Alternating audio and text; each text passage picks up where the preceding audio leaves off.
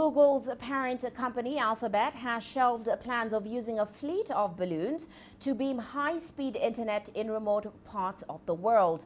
The firm is winding down Loon, a 9-year-old project and a 2.5-year-old spin-off firm. This is after failing to find a substantiable business model and partners for one of its most prominent moonshot projects. The demise of Loon comes a year after the Android maker ended Google Station, its other major connectivity effort to bring internet to the next billion users. Well, just last year, Loon had secured approval from the government of Kenya to launch first balloons to provide commercial connectivity services, something it did successfully achieve months later, giving an impression that things were moving in the right direction.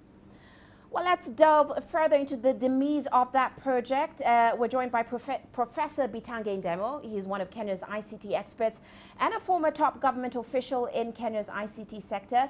He's also a current professor at the University of Nairobi.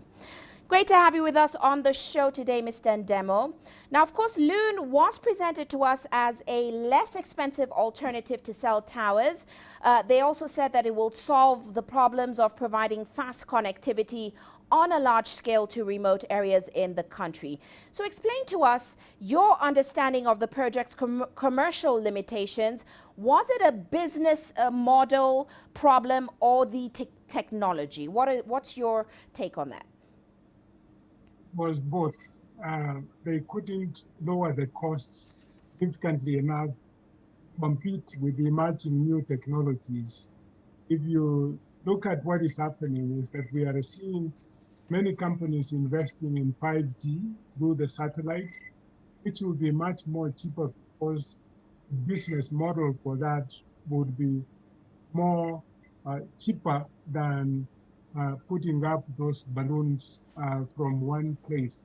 Number two is that it is costly and time consuming to talk to every individual government in order to deploy those balloons. These companies are used to come what we call OTT, over the top, without even consulting the countries that they are working in. So it became very difficult for them to seek permission in Kenya. Then they move to another country to seek permission. It becomes very expensive. And that is why possibly they decided that they would probably invest in 5G satellite technology, which will be much faster. That is why they said they did not fail, but they're probably moving to a much cheaper technology.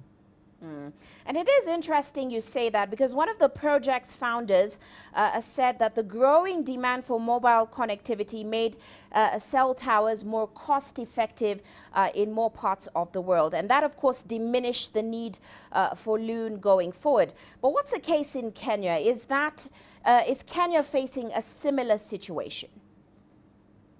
There are several parts.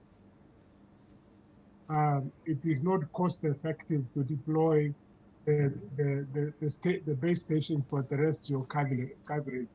So we would still need either satellite in northern part of Kenya or the similar equipment like the balloons in order to cover the entire population. But 95% of the country is well covered with cell towers. They are very expensive if there is no business case, and there are new models which the regulator is trying to introduce where they can share, but still, even with sharing, some parts of these countries, it's not cost effective to make such an investment. Now, a lot of people, or rather a lot of Kenyans, are seeing Loon's failure as a setback in terms of fighting to provide stable, reliable and fast connectivity in the country and in Africa as a whole. Do you think that this is a major setback? It is not, because very soon many companies will probably provide free internet using satellite, because the business models can be able to support such. So it's not a failure, but you are going to see very quickly a new technology stepping in where they have been working at. You realize that in those parts, we used to cover them using satellite, which was very expensive, of course. But with the advent of 5G, which is trying to compete with the terrestrial 5G, we can find a solution very quickly. Well, let's delve further into that new technology. For example, we know Tesla is talking about using satellites in near-Earth orbit to provide reliable connectivity to the continent. Are there any other similar projects that you have got your eye on that you think we're going to see coming up soon?